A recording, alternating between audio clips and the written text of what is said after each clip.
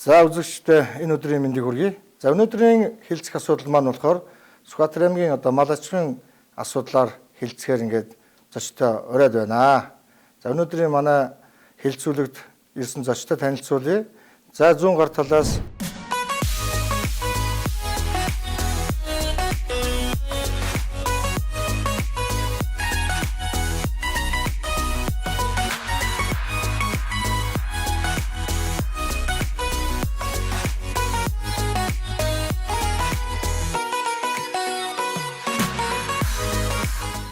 өнөөдрийн гол ярилцах асуудал маань бол мал аж ахуйн салбарт бол маш олон асуудлууд байдаг. За үүнээс бас онцлоод малын ашиг шимийг хэрхэн нэмэгдүүлэх вэ? Үүн дотроо махны гарцыг нэмэгдүүлэх, малын үржлийг хэрхэн явуулах гэсэн ийм сэдвийг голцож байна.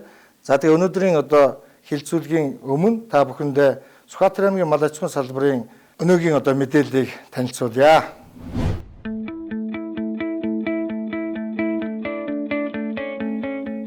Сүхбаатар аймгийн хэмжээнд 2019 оны байдлаар 3,817 мянган толгой мал тоолуулж, өмнөх оныхоос 100,200 толгой малаар өсжээ.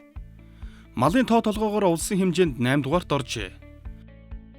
Малыг төрөл зүйлээр нь ангилбал тэмээ 7,925, адуу 322 мянга, үхэр 269 мянга, хонь 1,972 мянга, ямаа 1,248 мянга гэж тоологдсон байна.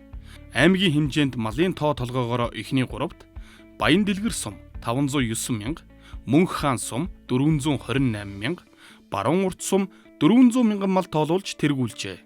Малыг сүргийн бүтцээр өмнөх оныхтой харьцуулбал адуу 8.4% буурсан бол үхэр 6.8-аас 7% өсжээ. Мөн аймгийн хэмжээнд 1000-аас дээш толгой малтай өрх 787 болж шинээр 105 өрх мянгат малчнаар тоологдсон байна. Тодруулбал 1000-аас 1499 малтай өрхийн тоо 624, 1500-аас 2000 малтай өрхийн тоо 102, 2001-ээс дээш малтай 61 өрх байна. Сүхбаатар аймгийн өвөл хаврын бэлчээрийн даацыг сумдаар хувилан үнэлвэл бэлчээрийн нөөцтэй сумдаар Асгат, Наран, Төвшин ширээ зэрэг сумд үнэлэгдсэн бол бэлчээрийн даац 1-3 дахин хэтэрсэн сумдаар Дарганг, Мөнх хаан, Уулбаян сум тэргүүлжээ. За та бүхэн бас Сүхбаатар аймгийн мал аж ахуйн талаарх мэдээллийг сайн сонслоо. За энэ талаар дэлгэрүүлээд ярина уу? Түмэн жирүүл дараа. Сая мэдээлэлд гарч байгаа манай аймгийн мал өсч байгаа гэж өссөн гэж. Тэгээд мал өсөх нь сайн хэрэг боловч бас манай хөдөө аж ахуйн газраас болон миний өөрийн бодол бол хамгийн гол нь мал өсөхтөн гол нь биш. Бас нэг чанарлаг зөвхөн мал тавиахан зөв юм болов гэсэн тийм. Энэ утгаараа манай аймаг чинь 7.2 сая бэлчээрийн талбайтай. Энэний одоо 60% нь бэлчээрийн даас гэтэрсэн гэсэн юм судалгаа байдгийг. Тэгээд энэ судалгаан дээр үндэслээд үзэхэд зөвхөн малчтай хөдөөгөр яриад явж байхад над нэг тийм малчаа ярьж ирсэн. Их зардалгаар 100 ам тэжээж бага орлого олсноос тэр хэмжээнийхэн зардлыг гаргаж малаа тэжээ 10 ам тэжээгээд илүү их ашиг олох нь зөв юм байна гэдэг тийм юм ярьж байсан. Тэгээд би бас тэр малчны ярьцаг бас нэлээд зөв санал юм лөө гэж ойлгосон. Малын чанар үйлдвэр ухсааг сайжруулахт бол ер нь манай аймагт бол сайжруулах малын зөндөл байна л да. Манай Түмэн зөгтийн үхэр байна, Эрдэнэ цагааны хонь байна, Баян дэлгэрийн ямаа байна, манай урд уудмын адуу байна. Энэ тал дээр бас малчт маань бодоод бас малынхаа чанарыг сайжруулах тал дээр нэлээд анхаарах нь баха гэсэн тийм бодолтой байна. Мал аж ахуйн үйлдвэрлэл дээр хамгийн чухал асуудал дээр бас бэлчээр түүнтэйгээ уялдуулаад малын ашиг шимийг нэмэгдүүлэх тал дээр үйлдвэрлэл таваарлаг малыг бий болгох дээр ер нь манай малчид Сүхбаатар аймгийн хэмжээнд бэлчээрийн мал аж ахуйгаа ер нь хэрхэн сайжруулж байгаа талаар та туршлагаасаа хуваалцаач. За ер нь бэлчээрийн мал аж ахуй бэлчээр бол өнөөдөр олон зүйлээс орж байна л да. Байгаль цагаагаар нөлөөлж байна. Энэ техник технологи дэвшлэлээ бас нөлөөлж байна. Хонь богмалын тоод эндүү их бас өснөөс нөлөөлж байна. Тэр нь холгон зурам гэдэг олон төрлөөс нөлөөлж байна. Тэгэхээр малчид бол бас хоньны толгой дээр нэлээд анхаарч бод мал руугаа бас анхаарал хандуулж бэлчээр ер нь нэгдүгээр тийм байх шүү гэдгийг л бодож ажиллах хэрэгтэй байна гэж бодож байна. За энэ талаар бас ганч мал зүйчийн бас саналыг сонсъё. За яг манайх Сүхбаатар аймаг бол ер нь тал хээр бэлчээрийн нөөц ихтэй ийм нутаг л да. Тэгэхээр одоо аймгийн мал 3.8 сая болчихсон. Ерөнхийдөө одоо сая төмөн жаргал дарга ярьж байгаагаар бэлчээрийн даац 60% хэтрэлттэй гэж байгаа. Тэгэхээр ер нь зүгээр Сүхбаатар аймаг гэлтгүү Монгол улсын бэлчээрийн мал аж ахуйг одоо малынхаа тоог цөөлөөд тийм ээ чанаржуулахад зүгээр миний хувийн бодол мэргэжлийн хүний хувьд тийм ээ хөшүүрөх хэрэгтэй, төрийн дэмжлэг хэрэгтэй гэж боддгийг. Одоо жишээлбэл улс аймгийн авраг малчдгээ шалгаруулдаг тийм ээ. Жил болгон шалгаруулдаг. Одоо сүүлийн үед гошин авраг гээд бас нэмээд шалгаруулдаг болсон. Яг хоо журам нь бол саяхан өөрчлөгдсөн юм байлээ. Тэгэхээр энэ дээр би нэмээд зүгээр нэг зүйлийг тодруулж ярих гэж бодож байна л д. Одоо малын тоовл хамаагүй те. Заавал 1000 хүрсэн биш байж болно. 300 малтай хүн, 500 малтай хүн улсын авраг малчин болж болно. Одоо ангилт гэж хийдэг юм л та жилдээ малд. Ухаан хаврын амьдын жин хэд байна уу те мал бүр дээр төрөл бүр дээр намрын амьдын жин хэд байна уу ч гэдэг юм уу. Тэгэхээр ангилтанд гээд улсын төсвөөс зардал гардаг. Орон нутагт ангилт хийдэг ухаан баян дэлгэрийн улаан ямаа хаврын амьдын жин хэд байна, намрын амьдын жин хэд байна гэх тийм ээ. Тэгэхээр энэн дээр тэртээ улсаас мөнгө гараад хийж байгаа юм чинь одоо жишээлбэл тухайн суманд за баян дэлгэр суманд одоо намрын амьдын жингээр баян дэлгэр сумын хамгийн өндөр жинтэй хонь тэдний суурийнхаа гэд ингээд тодорхойлно шүү дээ. Тэгэнгүүт сум болгонд энийг ингээд жигд хийгээд аймаг орон нутгийн төсвөөс мөнгө гаргаад тийм үү улсын төсвөөс мөнгө гаргаад энэ ажлыг ингээд төвөрчилсөн аргаар заавал толгой дараалан гэхгүйгээр хийгээд за тэгэнгүүт за тэр сумын хамгийн өндөр жинтэй хонь аймгийн хэмжээнд бол одоо тэдний хонин сүрэг дунджаар ингээд хамгийн өндөр жинтэй байна. Үзэмчин үйлдвэрийн хонч гэдэг юм уу. Тэр хүн авраг болдог баймаар байна. Манай аймгийн улс салцсан гэдэг газар улсад 3 төрүүлсэн. Тэрний төлнөөс хүмүүс одоо морь авч хурдан хадуутай болёо. Тийм ээ төлөө аваад. Тэрнтэй адилхан баян дэлгэр сумын одоо Үлзий баатрын хонь хамгийн өндөр жинтэй учраас тэднийхээс хурган гуц аваад би хоноо сайжруулъя. Ингэх юм бэл шудрах бүх малчтад тодорхой. Одоо наадамд морь төрүүлээд ирэхээр гарцаагүй төрүүлсэн бүгд хүлээн зөвшөөрдөг шиг яг ийм бодлохоор л ингээд явах юм бол малын чанар сайжирна гэсэн ийм бодол байдгийн.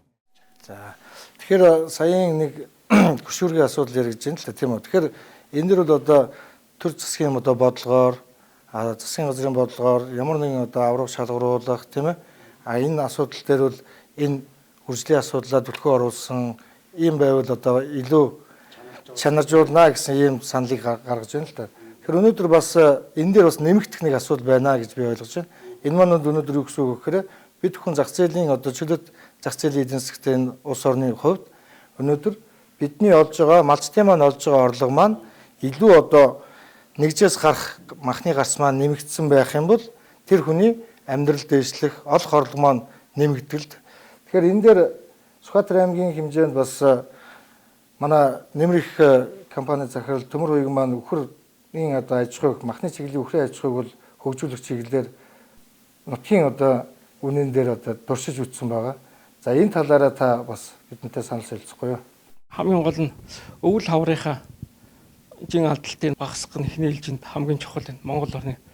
Эрчимсэн аж ахуй бол яг сүүлийн үед энэ адуун дээр бол эрчимсэн аж ахуй бол утгаараа хөгжөөд явж байна. Өвөл хавар нь оруулж ирээд тижээгээд уралдаж байна гэдэг ч юм бол эрчимсэн аж ахуй нэг л хэлбэр. Одоо бид нэр үхэр хонь яваа дээрээ бас энийг оруулж ирэх нь чухал юм байна. Тэгэхээр энэ дээр бол оруулж ирэх техник технологи нь байж байна. Мэдээлэл нь байж байна. Хамгийн гол нь эдийн засгийн хөшүүргэл жоохон дутагдаад байгаа мó гэж бодож байгаа. Ер нь яг эрчимсэн аж ахуй хөгжүүлэхэд яг өнөөдрийн байдлаар бол яг сонгодог утгаар нь хөгжүүлэхэд бол цаг хугацааны үед арай болоогүй байгаа юм болов. Аж ахуйс гарч байгаа бүтээгдэхүүнийх нь үн жоохон нэмэгдээд дэлхийн зах зээлийн үн дойртоод нэг төрийн зохицуулалт нь багасаад ирэх юм бол энэ маань аяндаа өөрөө төртөө төргүүгээр хөгжиж явчих юм бол боддتي. За энэ асуудал дээр ер нь яг одоо манай малчтын одоо бодол санаа ямар байдгийг те одоо Монгол улсын хэмжээнд бол нийтдээ нэг 300 мянган орчим одоо малчин байгаа. За нийтдээ үйлдвэрлэл маань бол мал аж ахуйн одоо нийт бүтээгдэхүүн маань Монгол улсын одоо дотоодын нийт бүтээгдэхүүний 10 орчим хувийг үйлдвэрлэдэг. За дээрэс нь нийт малчид маань бол Монгол улсын нийт ажил хүчний 3.1. Тэгэхээр энэ асуудал бол Монгол улсын төрийн зайлшгүй хамгийн одоо том бодлого байдаг. Энэ талаар яг одоо бодит байдал дээр өнөөдөр мал аж ахуйгаа хөгжүүлж байгаа талаар бид бүхнийг сурвалжлагыг та бүхэнд үзүүлье. За манайх нэг 390 бог тоолуулсан. Ямаа бол нэг бас нэг 70-аад ямаа төлөлнө. Хонь бас нэг 80-аад хонь төлөлнө. За түүхэд бол бүр үнэнгүй болчиход байна л да. Одоо чинь хоньны нэг хийгээд бол бүр явахгүй болчлоо. Нэг жоохон амар ягаад тэрнгүүд нэг ямааны араал явдаг нь ямааны арьсан баг шигт. Тож нэг хонь нэг 120 нэтрэгээд нэг ямаа үсрээд нэг 100 нэтрэгээд тиймэрхүүл үнэн штэ явж байгаа. Малай чи үнэн шин тийм болохоор яг сайхан догчуулаад малдаа гашаа ороо авъя гэсэн тийм юу л нөгөө бодоод бол тэрэндээ үл очихгүй байгаа даа. Бас нэг аваржаа юугаа бас нэг жоохон янзлаад нэг та нөгөө эдэн сайхан зузаахан шүү банц мод авъя гэхлээр мод гэдэг чи бас үнэтэй үнэн шин өндөр ямааны ноолуураас нэг эдэн нөрөг авт гэдэг нэг 2 сая 3 сая нэг тиймэрхүүл юм яагаад хардаг гэдэг. Одоо тэр засгийн харин одоо яг нөгөө энэ чанарын үнд нь гарч явахдаа бол одоо сум орнуудгаас бол одоо яг одоо тэр нөгөө хамгийн сайн одоо үйлдвэрийн ч гэдэг юм уу одоо нэг хэдэн төгрөгөөр дэмжөөч гэдэг юм уу тэр нэг одоо сайн үйлдвэрийн ухаа одоо гооц ухын хөнгөлттэй нэ тэрэгээр бас нэг ойртуулж яаж өгвөл бас зүгээр л. За би мал аж ахуйн салбарт бол яг 22 жил ажиллаж байна. Миний хувьд бол цөөн малтай байсан. Тий. Нэг 230 толгой малтай л анх одоо юунд 90 онд яг мал руу гарч ажиллахад бол юм байсан. Ер нь эзэн гिचээвэл заяа гэж нэг хичээрээ мал дээр гараад ажилласан хүнд бол сайн ажиллах юм бол сайхан амьдрах боломж байна. Тий. Мал аж ахуй гэдэг бол тэр чигээрээ бүхэл бүтэн том бизнесийн салбар шүү дээ. Одоо энэ салбарт одоо ухаанаар оролдуулж өөрөөсөө эзэн гिचээж ажил бол одоо сайхан амьдрах боломж байна. Тий. Би 5 толгой малтай. Ер нь гол бог мал давуудаа олон. Тий.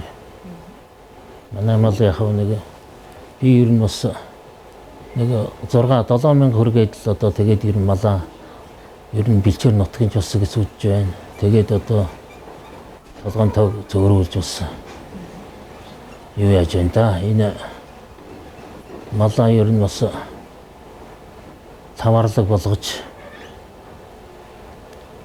бэлчээр нутаг яснаас болоод ер нь удирдлагч одоо дээрээсээ төр засагч гэсэн ерөн малын тав толгойг бас анхаарах нь гол биш.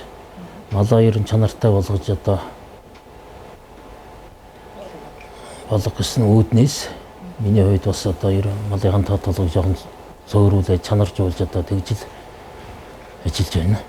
Би ер нь одоогоор бол 10 өрх байна. Ер нь бас 12-3 өрх ч гэсэн одоо малжуулж одоо маллуулж байсан. Ер нь бол жилийн төсвөө ярих юм бол ноос ноолоор одоо малаа бол одоо тэгээ эдийн засгийн эргэлтэнд оруулж одоо санхүүгээ бэхжүүлж мал аж ахуйгаа бэхжүүлэх тэр тал дээр бол одоо би борлуулалт бас их хийдэг л дээ. Миний хувьд энэ малчдын чи одоо сард гэхэд би 5-6 сая төгрөгийн одоо төгрөгөл одоо цалинд одоо гаргадаг байхгүй юу. Тий. Тэгээ малчтаа цалинжуулна, малчтыг одоо бас хоолундаар хангаж байна. Үүлийнхний чөлөөг өгч. Тэгээд өөр аж одоо бас нэмэр хэнд болох ялж орох үү тий. За манай Монгол улсын малчин маань бол ярьж байгаа одоо асуудалт бол хамгийн гол гарч байгаа бэрхшээлүүдээ ярьж байна. Тэгээ энэ дотор бол шууд одоо утгаараа ярих юм бол малын одоо үн хангалттай байж чадахгүйгээс болоод одоо мал аж ахуйн үйлдвэрлэлд мөнгө төгрөгөө зарах асуудал, мөн одоо амьдрал ахуйгаа авчих асуудалд бол бас зөвхөн дутагдaltaй тал харагдж байна гэсэн санааг хэлж байна. Манай хошоо авраг Монголын ах маань бол бас энэ асуудлууд дээр бол ер нь бас Сүхбаатар аймагт түүчилж явсан байгаа. Миний мэдхээр одоо адуу өхөр дээр бол бас таны хийсэн бас томоохон одоо малын чанарыг одоо сайжруулах тал дээр хийсэн туршлагаасаа та нэг яриад усын залуу малцтад бас одоо энэ дундаж орлоготой малцтыг одоо хэрхэн одоо орлогоо өндрүүлэх тал дээр таны саналыг бас сонсъё. За эхлээд ер нь одоо малчтайгаа адилхан хонь өсгөж байсан. Тэгээ хоньыг 3 сарын 1-ээс төлөвлөж байсан. Тэгээ эцэг малынх нь бас том товрон үйлдвэрхсэн. Их малын том товрооны нэлээд харж эрт төлөвлөж эрт бас морг бүлчээртэн гаргаж байсан. Тэргээрээ бас төлөвний нэг голууз 28-аас 30 хүрчил байсан. Тэгээ явцын донд бас одоо бэлчээр ус муудаад хүнгүчж оврдоод бас ингээд ирэхээр бол одоо хоньныхаа аж ахуйнаас татгалзаж үхрийн аж ахуй, адууны аж ахуйд орсон. Үхрийг одоогийн байдлаар бол мөн эрт төлөвлөж байна. Хэл төлөв бол жоохон замраагүй байна. Эрт төлөвлөж байна. Гуц нь бухны хувьд бол юунаас авч ирж байна. Казакын цагаан толгойд одоо сэлэнгээс авчирж байна. Үхрүүд үнэвэл нутгийн Монгол үхэр мөн сэлэнгээс одоо охин шүтлэн гунжууд авчирсан. Ингэснээр өнөөдөр үхэр маань бас нэг баруунаг дундаж бол нэг 100 эрбэрөө дундаж нэг 175.6 зүгээр одоо нэгжээр ингээ том товрон гэх юм бол 199-өөс одоо 190 хэд хэмжээнд татчихваа. Тэгээ энэ нь бол одоо яг өнөөдрийн бас махны үн анш таараа байгаатай холбогдуулаад махан төгөхөд нэг сая дөнгөж гардаг. Бусад харин аймагуудаас бас энэ бэлчээрээрээ явдаг, бэлчээрээрээ ондордог үхэр юм байна гэж тугал бас жилдээ бас нэг одоо зарагддаг болоод байгаа. Бас зүүн хэмжээгээр нэг жилдээ нэг 10 тугал 10 хэд зарагдаад байгаа. Тэр нь саяар зарагддаг болсон. Энэ жилээс бас энэ нэг махны үйлдвэр төгснөө бас хүмүүс дуулсан байсан. Тэр тугалын борлуулалт бэрууны одоо бас засаатай бэрууны борлуулалт нэлээд нэмэгдэж байна. Ер нь малыг бол чанаржуулахад Монгол малын аял том эцэг байж үжил ерөөсө том руу гардаг юм байна лээ. Малыг тэгээд хаврын ангилалт, намрын ангилалтыг их сайн хийх хэрэгтэй. Намар адилхан таргалсан байх ёстой мал таргалаагүй бол тэр бас ямар нэгэн юм байна. Хавар илүү эцэд турж байгаа малуудыг бас хаврынхан заацалт хийж намар борлуулдаг. Ер нь бол одоо манайхны өв сургамал шүү хужиртай энэ дулаахантай онцлогжвол бас Монгол малыг монголоор нь бас сайжруулахад үр дүнгээ бас өгд юм байна гэж харагддаг. Адууны хувьд яг одоо Сүхбаатар аймаг урдан удмын адуутай манайх бас тэр чиглэлийнхэн бас чадлаараа барьж өнөөдөр бол унаг даах, гүү сарва одоо бүхэл адуу бас зарагдаж адууны хувьд бас нэг жилийн 4 удирдлийн орлоготойгоор аж ахуй одоо ингэж л явагдаж байгаа та.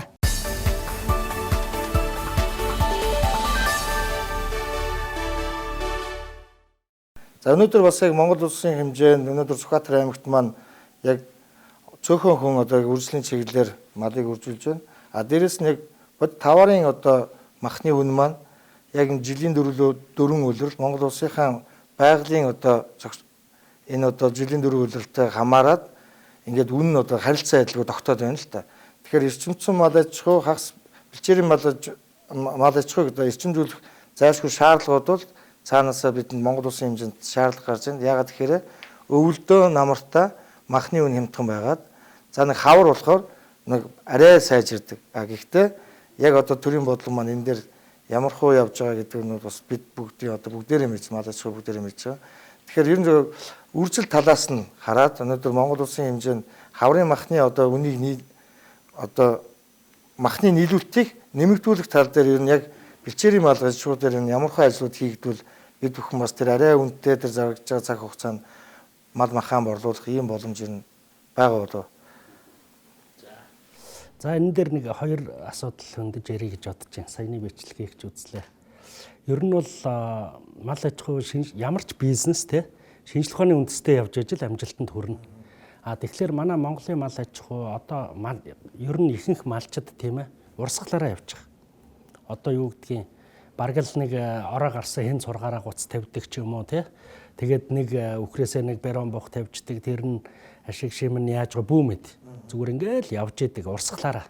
Тэгэхээр одоо бол ингэж явах цаг үл биш болсон тийм ээ. Тэгэхээр шинжлэх ухааны үндэстэй үржүүлэх хэрэгтэй. Бэлчээрийнхаа Монгол малыг дотор нь сайжруулад селекц хийгээд үржүүлэхээс гадна Монголд нутагчсан сайн үйлдвэрийн малаар сайжруулах нь бол ирээдүйтэй л дээ. Гарцаагүй сайжруулах ёстой. Тэгэхээр одоо тэр хаврын махны үнийн хэлбэлзэл гэж байна. Одоо би үл ингэж бодоод идэв. Ялангуяа манай аймагт морд хижээхгүй хүн гэж байхгүй. Бүгд морд хижээдэг. Амжилт үзүүлдэг нь цөөхөн тийм ээ. Аймгийн наадамд 30 морил орно штэ. Бараг л 3,000 хүн морд хижээж байгаа. Тэгэхээр одоо орчин үетэйгээ зогцоод бизнесээ бодоод тийм ээ. Хонь хураг хижээдэг, бяруу шүтлэн үхэр хижээдэг баймаар байгаа юм. Зүгээр одоо хоббигоо бол хүн орхихгүй л байх л та. Тэгвэл ер нь энэ тал руугаа орох юм бол ер нь манай бэлчээрийн мал дэсвэртэй гайгүй өвлүүл бэлчээрээрээ онд орчдөг. Тэрэн дээр нь нэмээд одоо хавар маханд борлуулах гэж байгаа өсвөр малаа жоохон тижээхэд л одоо амьдын жингээ алдагдал нь багасаад хавар шинэ мах үнэтэй зараад тийм ээ. Ингээд явчих боломж бол байгаа л гэж үзээд байгаа. Бэлчээрийн даас ийм үед бол малынхаа чанарт анхаарна гэдэг нь хамгийн чухал юм байна. Тэгээд бүтээгдэхүүний үн хямд байна гэдэг юм уу? Бүтээгдэхүүнээс олсон орлого нь бага байна гэж ингэж үзэхлээр эн чинь малынхаа чанарыг сайжруулад ирэх юм бол жилийн дөрвөн үйлрэлд ингээд эргэлтээр борлуулалтаа хийгээд малаа бордоод чанартай мал нөгөө нэг юу гэдэг вэ? Таргамал талбарын ашигтай гэсэн үг гэдэг шүү дээ. Тэрнээс ингээд багаас нь тэгэхгүй нэг багаас нэг жижиг давжаа муу малнаас чинь давжаа төл гарна. Давжаа төлнөөс нь давжаа юм гарна. Одоо ингээд нэг олон давжаа юмнуудтай. Тэгээ бэлчээрээ ингээд бас төрөө бэлтгэн дээр ярьж насгцсан юм болсон бол ярьж байна бас тэр бол тэгээ цаана худаг усны өвлөө. Манай аймгийн хэмжээнд бол нэг ус цаг нь нийт мал сургийнхын 50% хангаж байна гэж. Ийм асуудал байна. Тэгэхээр энэ мал аж ахуйн бодлого дээр бас нэлээд дөрвтэй өөрчлөлт хийж аргамж байхгүй бол энэ эрчимжүүлэх чанар жуулах тал дээр нь бас нэлээд бодтой ажил зохион байгуулах шаардлагатай юм л болчихдог. Ер нь одоо Монгол улсын одоо махны үнийг дэлхийн зах зээлтэйгээ уйж өгөхгүй бол өнөөдөр бид бүхэн эрчимцэн мал аж ахуй хөгжүүлэх тал дээр бол нэлээд дутагдaltaй байна. Яагаад тэгэхээр тухайн малыг одоо хаврын үйлрэлт тэжээлийн зардал, тийм ээ, өвсний зардал, маллагааны зардал гээд нийлээдгүй мөнгө шингэцдэг. Буцаагаад намрынхаа үннээс нэг одоо хол өөрчлөлт орохгүй бол тэр чинь нэг ашиг шимийн хувьд бол бас ирээд нэг хөдөлмөрийн зардал гараад идэг. Яг нэг орлого олох гэдэг нэг хамгийн гол малчдын нэг өсөд байгаа юмроо очиж чадахгүй байна гэдээ байна. Тэгэхээр энэ дээр бас нэг юм жишээ саяын бас ярианы дунд гарч иж байна л та. Өнөөдөр өвөр Монголд гээд байна. Хятадд за Оросд гээд манай одоо хоёр хөрсдөл монголчууд одоо махан экспортлох боломжоор хангагдлаа да. Ямар ч байсан түүхэгээр нь адууныхаа махыг экспортлж байна. За хонь салаат өрөөтэй хонь өхөр ямааныхаа махыг бид бүхэн дулааны аргаар боловсруулад гаргаж байна тийм ээ. Гэхдээ тэнд гарсан үн өнөөдөр яг манай эндээс борлуулалтанд гарч байгаа малчтын гар дээрээс очиж байгаа үн хоёрын хооронд асар их зөрөө байгаад. Энэ зөрөөг л жоох ойртуулаад өгөх юм бол бидний одоо хавар тэр малаа борлуулах үн маань бас жоох өсөх ёстой л гэж харагдаж байна. Тэгэхээр одоо зүгээр жишээ татах юм бол эцний одоо адуу гэхэд тийм ээ тэнд одоо 4 сая төгрөгөөр зардаг байхад бид энд дээдлэн 1 сая төгрөгөөр зарж байна. За тэр өвөр Монголын малчин эцнийхээ өхрийг одоо бүдээр өхрийг 8-аас 10 сая төгрөгөөр зардаг байхад бид энд 1 сая 500-аас 2 сая төгрөгөөр зардаг ч юм уу тийм. За хонь дээр ч гэсэн ялгаа байхгүй.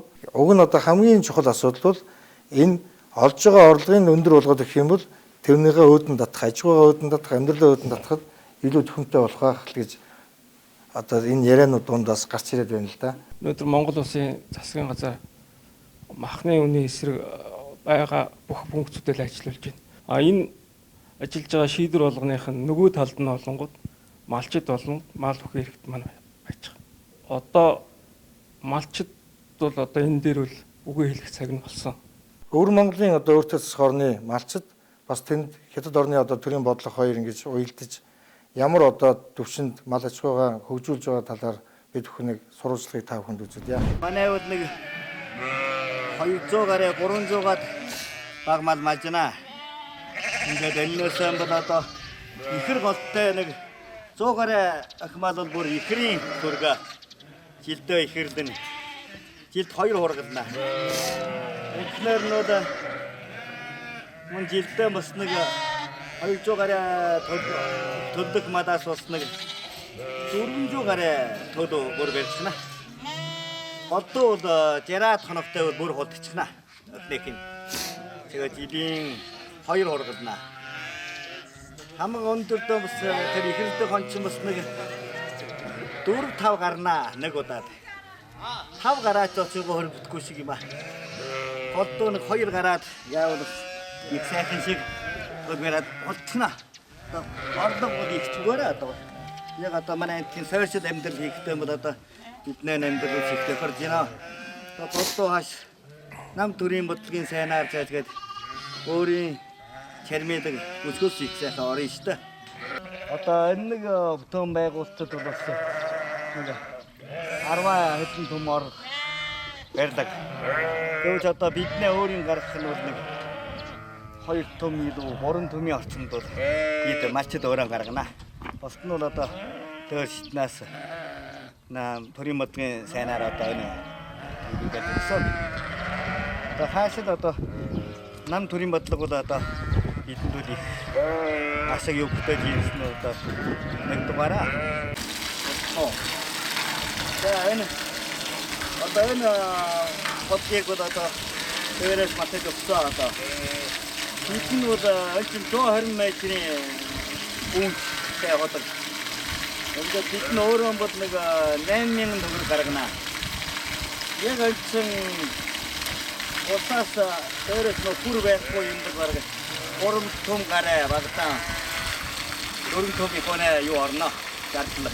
Манайх нь бол одоо тэгээд өхөр мал голдон өхөр малдлаа малжил хийгээд тэгээд дагууд нь жаахан чөөхөн шиг хон малжил тэгээд тийм өрхөө. За өхөр малдах штат басгайла. Тэгээд ийм шиг байдлаа. Ордын шиг чигээ малдахгүй одоо голдон хавар өвд хавардаа одоо төжөөлөг зүгээр голдоо тэгээд малдгаа. Одоо манай ишэм бол одоо гажрын утга гэж одоо дөмий байхгүй. Араас нь бол гажрын хөрс шороаны байдал бол жилээс жил муутж байгаа болгоноор одоо бол жихан өхөр малжхаар дамжаа одоо хөрсөө сайжруулахаар тэгээд тийм шиг байдалтай. Араас нь бол одоо өвөл хавардаан бол өхрий бол одоо өхөр хавардаан бол төжөөнө голдон төжөөнө хаврын үед бол хашаалга шинэ ногоо орохоос өмнө одоо өхрий бол болчоод явахгүй. Уул нь бол одоо бүр орон нутгад хамсгалан тохирсон. Уулын нутгийн өхрий бол бас тохирч байна. Одоо энэ бол манай өхрий одоо хоол иддэг. Одоо гэрэлч юм даа тийм шиг. Одоо ч бэлтгэл ийм шиг одоо нэг орж ирвэл өвсдөгтэй одоо жаа нэг ингээд ойчхон гэсэн мөрөлдөхгүй. Одоо нэг ийдтэй бас нэг өдөрөө одоо голч шүү дээ. Араас нь өхөр малчт бол миний бодохоор их сайн бүтээн байгуулалт их сайн байх хэрэгтэй. Энэ бол одоо манай ойрын хэдэн сард одоо тосч байгаа тоглолт шүү дээ. Энэ тоглолт бол одоо гараад 2-3 өдөр болж байна. Манай яруу болдоо манай үйлдвэр бол бүр Канадагийн одоо ийм шиг бол гүн улаан халжин бол ийм шиг бол одоо 5-6 сарын дараа бол одоо энэ бол үн хааш бол одоо 2 төмдөө эртнэ. Өөр тийм алга малгахтай бол бас өөр төмөд бол бас хэдэн цагийн дараа бас нэг төм 5000 тийм орчим. Ийм улаан бол хамгийн өндөр байна. Манайх шиг одоо нэг жилдээ бол нэг 50-60 төм жоосно орлого олно. Одоо өвс бордоор нэг жилийн бас нэг 10 өвс бордоор одоо өмлөг, малын өмлөг энэ тал дээр одоо нэг жилийн нэг 15-6 төм жоосно зардал гаргана. Тэгээд одоо би ч одоо өргөлдлөө одоо сойр бүтээн байгуулалтаа одоо хийж олонгууд бас жилдээ бас нэлээд бас зардал гарна. Сая бас түрүүний сурвалж дотор тэр өвөр Монголын малчин залуугийн ярианд үржлийн одоо өсвөр насны бюро тасаатай бюро 2 төм гэж ярьж байна тийм үү? Одоо энэ Монгол мөнгөөр бодох юм бол нэг 8 сая төгрөгөөр зарах тухай ярьж байна шүү дээ тийм ээ. За үржлийн одоо өсвөр насны бюро одоо тугландаа бол 1 төм 500 гэдэг. Ингээд үнийн тухай сонсонгууд үнэхээр бас нэг яг малчин үйлдвэрлэлийг хөгжүүлэхэд бас нэг таатай нэг юм үнийн одоо зохицуул зах зээлийн одоо бодит үнэтэнд тогтоод байгаа мó гэж харагдаж байна. Яг одоо Монгол улсын хэмжээнд байгаа одоо давуу талуудаараа бол бид бүхэн бас малын тоо толгой 70 сая хүргэлээ. За үүндээ яг бодит амьдрал дээр бэлчээрийн одоо судалгаагаар хамгийн сүүлд 2000 онд хийсэн Монголын эрдэмтдийн хийсэн судалгаагаар бол ер нь уг нь 86 хонь толгойд одоо 86 сая хонь толгой шилжүүлснээр одоо Монгол улсын мал өнгө бэлчээрийн даацсан ингээд байгаа. Өнөөдрийнхөөр ингээд үржүүлээд бодоод үзэх юм бол 120 сая болоод ингээд бэлчээрийн даац жоохон гитэрсэн гэд байна. Гэхдээ бид бүхэн бол өөр Монголын малчтай хажууд бол бэлчээрийн асуудал маань бол илүү одоо давуу талтай хэвээрэл байна. Миний зүгээр бодол саяын бичлэгийг үзээд бид нэр хэрвээ яг одоо одоогийн байгаа энэ бэлчээрийн даац нөөцийг одоо ингээд зөв тооцоолоод гол нь одоо саяын өөр монголчуудын хийгээд байгаа тэр үржлийн одоо сайжруулалтуудыг хийгээд явах юм бол биднэрт илүү их орлогууд олох энэ боломжууд илүү их одоо үйлдвэрлэлээ сайжруулах юм боломжууд харагдаж байна л гэсэн санааг би энэ юунаас ойлголоо. За энэ дээр бас гаучир одоо саналыг сонсъё тийм. За саяны бичлэгийг харлаа. Тэгээд яг хоо ер нь бол манайх ч малаа эрчимжүүлнэ гэд 30 жил ярьж байгаа. Тэгээд яг бодит байдал дээр бол амьдрал ямар байгааг бүгдээрээ мэдж байгаа. Төрийн зөв бодлого дэмжлэг хэрэгтэй гэдэг бол саяны бичлэгнээс харагдаж байна. Өөр Монголын нөхөр 300 бог малтай те. Манайхан бол манай аймагч одоо 1000-аас дээш малтай 800 гаруй өрх байна. 2000-аас дээш малтай 60 гаруй хүн байна. Нийт одоо юу ч хэдэн хувь болж байгаа аймагт? Нийт малчтай маань. Тийм малчтын хэдэн хувь байсан? 10 хүрэх үү те 10 орчим л байгаа. Тэгээ 7000 малчин өрх байгаа шүү дээ. 10 орчим хувь нь ингээ 1000-аас дээш малтай. Тэгээд бид нар одоо манайх ингээ бэлчээр сайхан байна. Даваа талаа ашиглаад ингээд байж н малаа өсгөө явж байгаа шүү дээ. Одоо баяр сайхангой олон малтай. Баяр сайхангой буруу биш шүү дээ. Сайн байна тийм ээ. Тэгэхээр ингээд тийм 1000 малтай хүмүүс олон л байна. Сайхан л явж гин. Тэгвэл яг энэ аргаар ингээд явах юм бол мухарт тулна шүү дээ. Хан мөргөн явж хагаад. Тийм учраас төрийн бодлого бол маш чухал байна. Зөв бодлого тий. 30 жил явлаа, чанаржуулна гэж ярьлаа. Төр дээр төсөв дээр том мөнгө тавигддаг яг үнэндээ Монголын мал аж ахуйг эрчимжүүлнэ гэдэг. Тэгээд тэр нь болохоор яг үннийг хэлэхэд бол том компаниуд авдаг. Хитэн тэр бумаар нь авдаг, өөрсдөө тэндээ үржүүлдэг. Хөдөө аймагуд руу явж байгаа тэр малын чанарыг сайжруулах гэж байгаа төрийн тэр хөрөнгө мөнгө дэмжлэг үнэндээ ирэхгүй байна. Төрийн бодлого бол үнэхээр өгүүлэгдэж байна л да.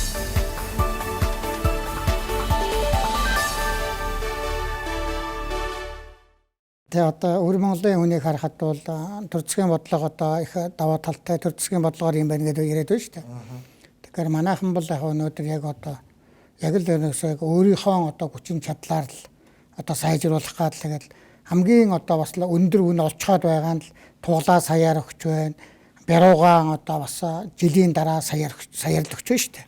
Тэгтэл туглаа одоо саяар өгчөөд бяруугаа саяар өгнөх хэрчил энэ чил буруу бодлого болчих жоохгүй. Буруу санагдаад байгаа байхгүй юу? Тэгж бүтэн жил маллан тэрний оронд ч ус бэлчээр хөнгөч өвсгöd ихэм зарж байгаа байхгүй юу. Тэгтэл бүх туглаа зарах хэрэг авах олдохгүй шүү дээ. Одоо би түрүүнээс нь 10-аад тугал зарагдж байна. Энэ жил бас нэмэгдэж магадгүй байна. Амхээр л одоо яг өөрийн зүгээсээ ингээд бол одоо чанаржуулъя, сайжруулъя гэдээ байхаар бол бас одоо үнэхээр эдийн засаг талаасаа бол дутагдaltaй байгаа мó дутаад байгаа. Яг нь ер нь бол одоо төр засаг үнэхээр энэ махны үнийг одоо тавиад чөлөөлж өгөөд Улаанбаатар хотынхаа одоо хэрэглээг өстой нөгөө нөхөн одоо тэр махнаас одоо гаргасан татвар төлөөс одоо тэр Улаанбаатар хотынхнаага харин татаас өгдөг одоо байвал би улс орондоо жижигтэй юм байна, малчтаа жижигтэй юм байна. Малчтаа ер нь бол махан үнэтэй болоод ирэх юм бол малчт бол одоо бас үржүүлгийн бодлого тэр чанартай мал руугаа тэжээд өнөөдөр ч тэжээгээд өнөө үнэндээ өгөхөр чинь хүмүүс тэжихгүй шүү дээ. Тэгэхээр өнөөдөр яг одоо бас төр засгийн бодлого бол хэрэгтэй гэдэг нь бол зайлшгүй байна. За би дээр нэмэд ганц нэг юм хэлье. Юуны одоо мал аж ахуйг эрчимжүүлнэ гэхээр манай малчид энэ төр нэлээд жоохон хүндрэлтэйгээр тусгаж аваад ах шиг байгаа. Одоо их л хөрөнгө мөнгө шаардна, тэр хэцүү байх эднэр гэх тийм ээ. Тэгэхээр одоо бол зүгээр миний бодлоор бол ингээд эхэлчихэж болмоор санагдаад байгаа юм л да. Зүгээр нөгөө хөрцөн хороондоо тийм ээ. Хажуудаа нэг хөрцөн хороо бариад 190 хургаа юм уу эр төлгөө яг энэ өвлийн нэг 3 сарын хугацаанд хүндрэлтэй үед нь хадлан бол манай нутагт байж ин дээрээс нь жоохон хүчит тэжээл аваад Ингээд тэжээгээд онд оруулчаад хавар нь борлуулах юм бол шинэ мах үнэтэй борлогдно тийм ээ. Нэг 100 айл 100 хураг борлуулахад 10,000 хураг штэ тийм ээ. Ингээ борлуулах юм бол одоо үхэр малтай айл нь зүгээр байгаа гашаа пүнзэндэл жоохон гүчит тэжээл өвсөөр ингээд тэжээгээд л амьдын жингээ алдагдлын жоохон багсгаад л онд оруулаад эсвэл жоохон гүчит тэжээл нэмээд жоохон тарга тэвэрэг авахуулаад хавар борлуулахад бол бас үн хурж болохоор байгаа байхгүй. Тэгэхээр ингээ малчтуудын сайн дуршлагууд бас хэрэгтэй байгаа юм л да. Одоо манай энэ хүмүүс ярьж л байна л да. Ер нь бол махны одоо гадагш нь гарах асуудлыг төрийн бодлогоор шийдвэр байгаа яг үнэндээ бол. Тэгээ Улаанбаатарын хүн амыг махны үнийг нэмж болохгүй энэ төр гэдэг бол төрийн буруу оролцоо гэж бодож байгаа. Тэ махны үн өсчл байвал малчид эргээд мал руугаа хөрөнгө оруулалт хийн, материалын бааз руугаа хөрөнгө оруулалт хийн. Яг гадагшаа гаргахад одоо өвчин малын өвчний асуудал манай Монголын хувьд бол том асуудал болдог л доо. Тэгээд одоо малын генетик нөөцийн хууль батлагдлаа, эрүүл мэндийн тухай хууль батлагдсан тийм ээ. Мал эмнэлэг босоод тогтолцоотой болцсон, нэлээд одоо бэхжиж чинь тийм ээ. Тэгэхээр тэр гадагшаа гарах асуудлаа л жоохон тавьж өгмөр санагдаад байгаа. За энэ дэр төмрүү захирлын бодол санааг сонсъё. Тий, ер нь эрчимцэн аж ахуй ярьж байна. Эрчимцэн аж ахуй ярихаар л энэ малын үн энэ аж ахуйгаас гарч байгаа бүтээгдэхүүнүүдийн үний асуудлыг зайлшгүй ярих шаардлагатай болчиход байгаа юм л да. Тэгээд сүүлийн үед төр засгаас явж байгаа бодлогуудын хувьд бол жишээ нь одоо ноолуурн дээр бол ноолуурыг бол нэг оролдохгүй байгаа. Ингээд зөнд нь ингээд орхицсон. Тийм учраас энэ бол харьцангуйд арай зөв яваад байгаа юм болов. Засцуудыг даахгүй байна. Тэгээд борлуулалтыг жилд нэг л ганц л удаа хийж амар. Тэгэхээр тогтмол орлого байхгүй учраас хүн хүчний дутагдлалд ордог. Адгийн нацхал зарим малчд маань одоо туслах малчныхаа цалин сараар тавихгүй жилээр тавьж ийн гэдэг чинь ухаан тогтмол орлого байхгүйтэй л холбоотой нэг үзүүлэлт шүү дээ. Яг одоо төмөрхөйг захирлын ярьж байгаа бол бод түнд яг тэрэн дээр л байна гэж бодоо бүгдээрээ мэдээд байгаа байхгүй. Яг тэгэхээр бидний үйлдвэрлэж байгаа махны гол үйлдвэрлэл маань жилийн одоо 4 үйлрэлт нэг л үйлрэлт нь хийгддэг. Босод 3 үйлрэлт нь бид бүхэн бас орлого олох боломж нэгэд хангахдахгүй яваад идэг. Тэгэхээр одоо бас дэлхийн зах зээл дээр гарах тэр асуудал дээр ч гэсэн махны нийлүүлэлтийн асуудал дээр хот суурин газрын махны нийлүүлэлтийн асуудал дээр ч гэсэн хаврын махны хомсдол үүсэж идэг. За Монголын мах одоо зах зээл дээр хятадын зах зээл рүү орлоо гэхэд бид бүхэн нэг л удаа ингээд цүл ингээд зардаг. Үлдсэн цаг хугацаанд нь нийлүүлэлт хийж чадахгүй байгаа учраас энэ дэр бас зайлшгүй нөгөө цаа тал нь бас өөр газраас махаа авах ч гэдэм үү те зөвхөн нэг юм худалдааны одоо гэрээгээр бид бүхэн явж чадахгүй байгаа бас зовлонгууд харагддаг л да. Тэгэхээр ер нь яг гэхдээ бидний Монгол улсын хэмжээнд бол судлаачдын гаргаснаар бол нийтдээ нэг жилдээ нэг ойролцоогоор нэг 10 орчим сая мал одоо хэрэгэлдэг. Түүний нэг 9 сая нь бог, 1-2 сая нь бол бод малыг одоо махны хэрэгцээнд хэрэгэлдэг. Тэгээд цаана эргээд нөөц нь болохоор хамгийн багадаа 5-аас 10 сая бог малын нөөц бидэнд гарч ирээд байдаг байхгүй. Тийм ээ? Тэр бол угаасаа статистикаараа ингээд гараад ирдэг, борлуулалтынхаа ингээд цаг хугацаа юм байна. Тэгээ яг махны нийлүүлэлтийн яг тэр цаг хугацаан дээр нь Монголын одоо төрийн бодлого саяын одоо өнгөрсөн 19 оныхаар бол шууд махны үнийг барьсан байхгүй. Малчид яг орлогоо олдог тэр цаг хугацаан дээр нөгөө экспорт гаргана гэд 20 жил бид нар хөөцөлж шийдсэн шийдлүүдээр квотынхаа зөвшөөрлийг өгөхгүй цаг хугацаагаар барьж байгаад ингээд махны үнийг бариад байгаа. Энэ маань өөрөө төрийн зохицуулалт нь өөрөө нөгөө төрийнхаа эсрэг юм уу малчтынхаа эсрэг яваад байна удаа л гэж харагдаад байгаа байхгүй. Тэрнээс одоо хэрвээ орлого нь өсөөл байх юм бол тэнд олж байгаа орлогоороо үржлийнхаа ажлыг хийж болно, худаг усаа авахж болно, за өөрийнхөө амьдрал авахыг дээшлүүлж болно гэдэг энэ асуудлаа илүүдүүлэх яваад ингээ өөрөө ингээ хөгжих ёстой процессыг ингээ нэг тийм нэг боомлж татаад байгаа л нэг юм асуудал харагдаад байна. Гэхдээ яг ер нь бол манайха ийм л замаар явсан л да. Дээр үед одоо айл хүний аймнэг, саагалт айлын санаа нэг гэж. Тэгээ ер нь бол энэ мал аж ахуй, бэлчээрийн мал аж ахуйг бол одоо хамтын хүчээр давдаг, хамтын хүчээр хөдөлмөрлөдөг ийм юм байна гэдгийг бол одоо бас дээр үеийнхээ уламжлалтанд тийм байсан. Тэгээ манайх бол одоо ах дүүсээрээ бас айл сахалтаараа одоо нутаг орны улсууд бол малыг дагинсан ийм хоньны айл тусдаа, суваа хоньны айл тусдаа, үхрийн айл тусдаа, адууны айл тусдаа, тэжээдэг айл тусдаа, уйдаг тусдаа ингээд бүх юмыг ерөнхийдөө тусгаарлаж өгсөн. Тэр нь бас одоо нарийн мэргэжил эзэмшнэ гэдэг шиг бас одоо нэг малаа дагнах юм бол суралцах нь илүү юм байна. Төхөмтэй юм байна гэж ингэж одоо бол өнөөдрийнхөө л энэ одоо бас махны эдийн засгийн одоо үйлдэл арай чанаржуулж их эцэг малын одоо бас нэг дохроог барьж тал талаас бас нэг гуцнууд авчирч, бухнууд авчирч адуугаан бол одоо энэ аймгийн аль бас адуугаар ингээд чанаржуулсан. Энэгээр ингээд бас хамтын хүч гэдэг бол одоо ямар ч нийгмийн үед бол даваа юм байна гэдгийг бас нэг жоохон ч гэсэн харуулсан болов уу гэж одоо боддог. Тэгээ өнөөдөр ер нь бол малчтыг одоо би бас нэг ингэж явбал дээр юм болов одоо бас нэг гэдгийг нэлээд харуулахын тулд бас нэг сургалтад нь ч өгчл байла, ярилцлага ч өгчл байла, бас нэг засгийн газар улсын их хурал дээрч бас нэг илтгэл тавьж байсан. Тэгээд ингээд бол одоо бас харсан нэг хэрэгжүүлэх болоо ер нь зүгээр махны үн чөлөөлөд өгөх юм бол малчтын хувьд бол бас хийх ажил их байна, санах ажил их байна. Бас бүтээмжтэй болов уу гэж бодож байна. За энэ дээр нэмээд нэг зүйлийг хэлье гэж бодож байна. Ер нь бол одоо ингээд бид нар ярьж байгаа хүмүүсийн ихэнхийн санаа бол мал аж ахуйн бүтээгдэхүүн үнэтэй байх хэрэгтэй байна гэдэг санааг яриад байна шүү дээ. Тэгэхээр бол одоо жишээлбэл Шинэ Зеландад туслах малчин Монгол мөнгөөр 15 сая төгрөгийн цалин авдаг гэж байгаа. Манайхны туслах малчид ямар вэ? Тэгэнгүүт мал аж ахуйн бүтээгдэхүүнийг ингээд үнд оруулаад экспортлоод ирэх юм бол тийм хэмжээний за тэрийгэ байгалда тэрнээс нэг 30-40% нь болоход л нөгөө хөдөө тал руугаа хүмүүс ч орлогоо бодоод гараад ирнэ. Нөгөө Улаанбаатарын төгжрээ утаа тийм ээ хотын проблемууд багасна. Тэгэхээр бол одоо энэ хөдөө орон нутагт амьдарч байгаа мал дагаж амьдарч байгаа нийт масс малчдынхаа төлөө төрийн бодлого зөв явах юм бол аль талдаа бас ачаа хөнгөрөх ийм гарц бол байна л гэж боддتي.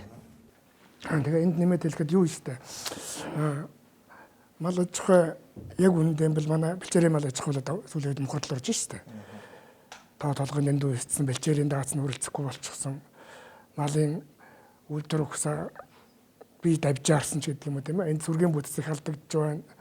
Сүргийн бүтц алдагдаад ирэхлээр үйлдвэр ухсаа чанар чансан малын чанар чансан муудж байна л да. Тэгэхээр энд бол зайлшгүй малын чанарыг сайжруулах яг хоо хөтөлбөр төс хөтөлбөрүүд бол хэрэгжил байгаа л да. Тэгээ тэр нь бас нэг олигтой тийм сайхан үр дүн авчрахгүй байна. Тэрнийхэн дагуу мэргэжлтэй боловсон хүчнүүд нь бас сайн бэлтгэж авах хэрэгтэй байна. Сайн сурах хэрэгтэй мэднийг. Тэгээд дээр нь нэмээд бүр жил болгон мэргэжлтэй боловсон хүчнээ бэлтгээд англид гэдэг имийг л маш сайн хийж явах шаардлагатай юм уу гэж ингэж бодож байгаа. Тэгээд малаа эдийн засгийн эргэлтэнд оруулаад хөгшин ховоо зааз малаа эдийн засгийн эргэлтэнд оруулаад тэгж авч явах хэрэгтэй байна. Арай том биетэйгээд чанар сайтай малаа өсгөж үржүүлээд малын чанарыг сайжруулах. Тэр л хамгийн гол бидний өнөөдрийн зорилго бол малын чанарыг сайжруулах гэсэн тийм л харцаа нэмэгдүүлэх гэсэн тийм л юм байна л. За өнөөдөр бол яг одоо Сүхбаатар аймгийн хувьд бол бусад 21 аймгаас бол мал аж ахуйн одоо таварлаг байдлаараа бол нэгт ордог шүү дээ. Махны одоо үзэмжийн хойногийн за одоо манай хойдлогын центр одоо баруун хонтой шүү дээ ихнийх нь тийм ээ. За өхөр дээрсэн талын улаан ер нь Монгол өхрийнхээ хувьд ч гэсэн махныхаа гарцаар Сүхбаатарын одоо өхөр бас сайн да орно Монгол одоо тийм ээ. Ер нь зүгээр бэлчээрийн мал аж ахуйгаас гадна одоо бэлчээрийн мал аж ахуйгаа жоохон эрчимжүүлэх тал дээр ажиллахад бол хамгийн чухал асуудал мэдээж тэжээл тийм ээ. Тэжээлэн тойрж бид бүхэн одоо яг энэ эрчимсэн мал аж ахуйгаа хөгжүүлэх хэрэгтэй. Тэжээлээ тойрж бид бэлчээрийн мал аж ахуйг бас сайжруулах хэрэгтэй. Бид нар одоо бүгдээрээ адуу тэжээдэг хүмүүсийн хувьд овёос хэвэг гээд ас холоос татаж авчирдаг. За энэ мал нөгөө гол тэжээл маань шүү дээ. За тэгэхээр манай аймагт ийм нөөц болцоо ер нь байгаа юу? Жишээлбэл одоо баруун зүүн тариа маань өнөөдөр ашиглахад буцаагаад тэжээл тарихад тэнд урах болов. Түмэн зогцод одоо тарьж байгаа тэжээлийг бид бүхэн бас шууд одоо Сүхбаатар аймгийн хэрэгцээнд харилцан ингээд татаж авчираад хэрэглэхэд боломжууд юу байгаа вэ гэдэг талаар бас манай мэргэжлийн хоёр хүн энэ саналаа хэлэхгүй. Яг хөө манайх ч хуучин бол газар тариал нэлээ эрхэлж байсан. Тэгээд нөгөө хуучин газар тарьж байсан газруудын маань хувийн компаниуд авсан тийм ээ. Тийм. Тэгэхээр ер нь нэг 40 мянган га эргэлтийн талбайт. Тэгэд авсан компаниуд одоо дуудлагын хөтөлбөрөөр авсан. Өөрсдөө л мэдээж одоо зах зээлд борлуулах хамгийн ашигтай л тариа будаага тарина шүү дээ. Тэгэхээр яг аймгийн хэмжээнд бодлогоор бас энэ компаниудыг дэмжиж тэжээл тариулах үйлдвэрлэх тал руу нь бол чиглүүлж өгөхөөс өөр гарцгүй л дээ. Тэгээ холоос одоо Улаанбаатараас юм уу Сэлэнгээс бид нар хүчит тэжээл зөөж ирснээс эндээс зөөх юм бол хамаагүй бага тусна л да. Тийм. Тэгэхээр үл энэ дээр бодлого л хэрэгтэй байгаа. Одоо бол Монгол улсын хэмжээнд ингээ шинээр атар газар хаглуулад тариа будаа тарих чинь бол 20-той тий бүр их хурлаар шийднэ. Тийм учраас байгаа нөөц боломжн дээрээ тулгуурлаад бодлогоор дэмжиж хамтраад ажиллах юм бол болохгүй юм байхгүй л дээ хүчит тэжээлийн хувьд. Хадлангийн хувьд бол асуудал байхгүй шүү дээ, тийм ээ.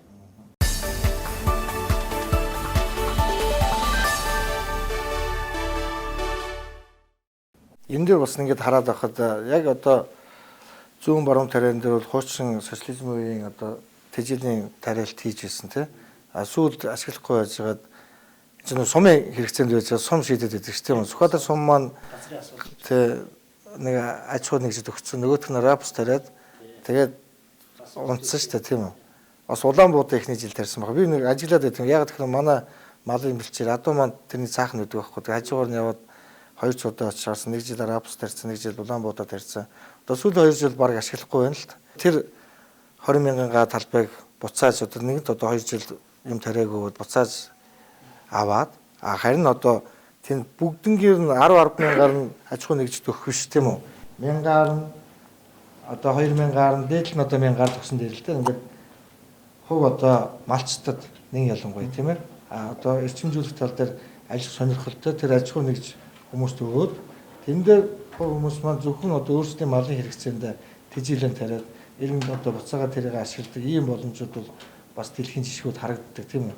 Нэг ялангуяа олон насны одоо царгасыг өөртөө тариад тэндээ малын бэлчээрийг зөвхөн одоо бэлчээрийн мал биш бэлчээрийн одоо өвс биш тэр царгасыг одоо малын бэлчээх энэ төргээд ийм боломжууд бас харагдаад байдаг л да. Би зүгээр ийм ер нь ингүүл яадаг юм бол доо гэж бас миний одоо бас нэг бодол явдаг. Одоо сая энэ газар тариалангийн асуудал, тэжээлийн асуудал бас хөндөглөө тийм ээ. Тэгэхээр ерөнхийдөө одоо ингээд дэлхийн нийтийг хараад байхад тийм нэг төрөлдсөн. Одоо юу гэдгийг манай энд жишээлбэл ингээд Сүхбаатар аймгийн малчтыг тэжээлээр хангадаг тийм.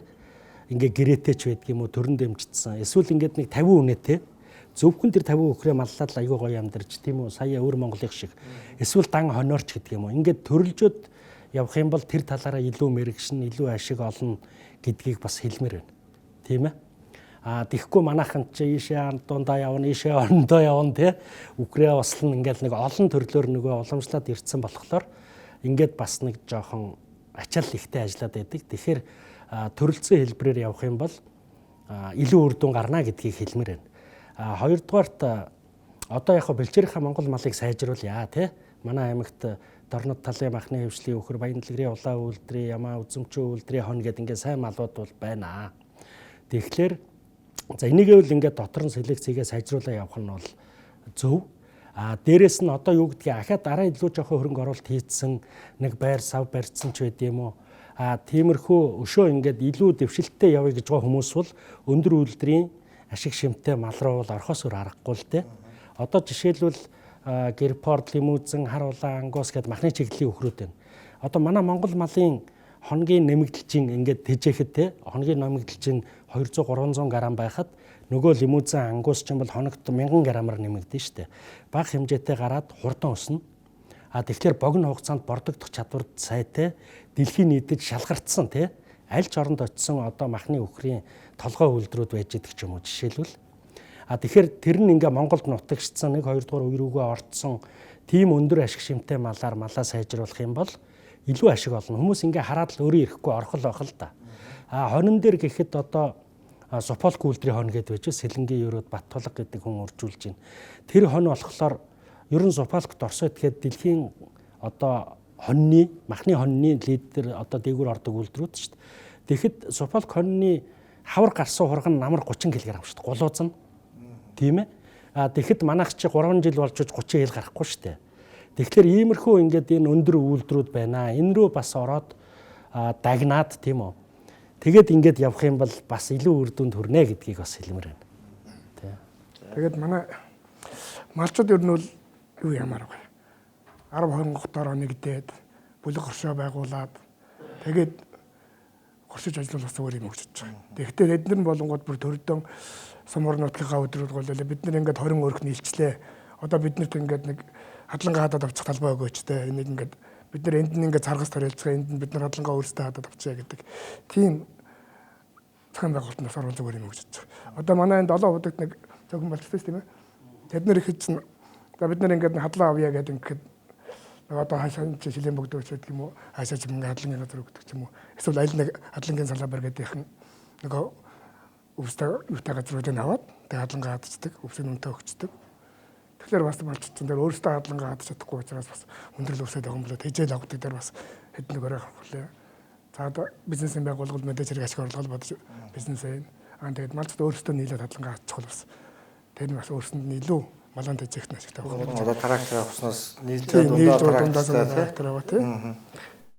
За ер нь бол одоо яг нэгдэж ажилдаг нь бол өнөөдөр бол одоо үнэхээр хэрэгтэй болоод байна уу. Тэрнээс авгаа нөхөр хоёрын ганцхан хүүхдтэй бол ямар ч юм бүтээж чадахгүй.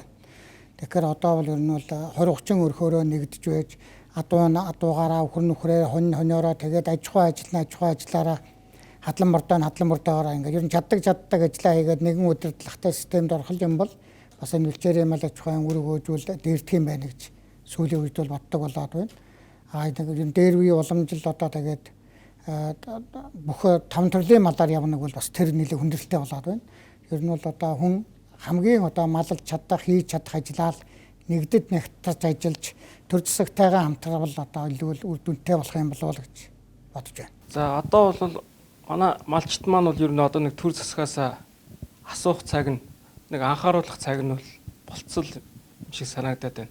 Тухайлбал энэ жил улсын хурлын сонгуультай жил ухаан сонгуульд нэр дэвшигчдээсээ энэ махны үн болон мал аж ахуйн талаар баримтлах бодлогуудыг сайн асууж лавлж сонгуулаар сануулга өгөх хэрэгтэй байна даа л гэж хэлэх байна.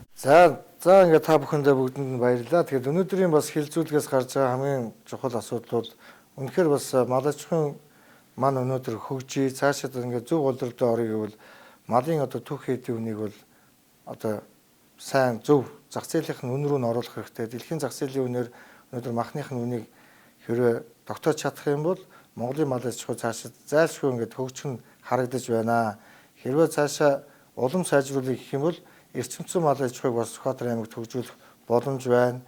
Энийгээ бас үнэхээр тухайн бүтээгдэхүүний үн бодиттой үнд хүрээд ашиг орлого олж байх юм бол цаашид энэ тухайн одоо салбар маань хөгждөг юм шүү гэдгийг манай өнөөдрийн хилцүүлэгт орсон хүн болго ярьж байна. За ингээд та бүхэндээ бүгдэнд нь баярлалаа. Тэгээд өнөөдрийнхээ хилцүүлгийг бүгд өндөрлөё.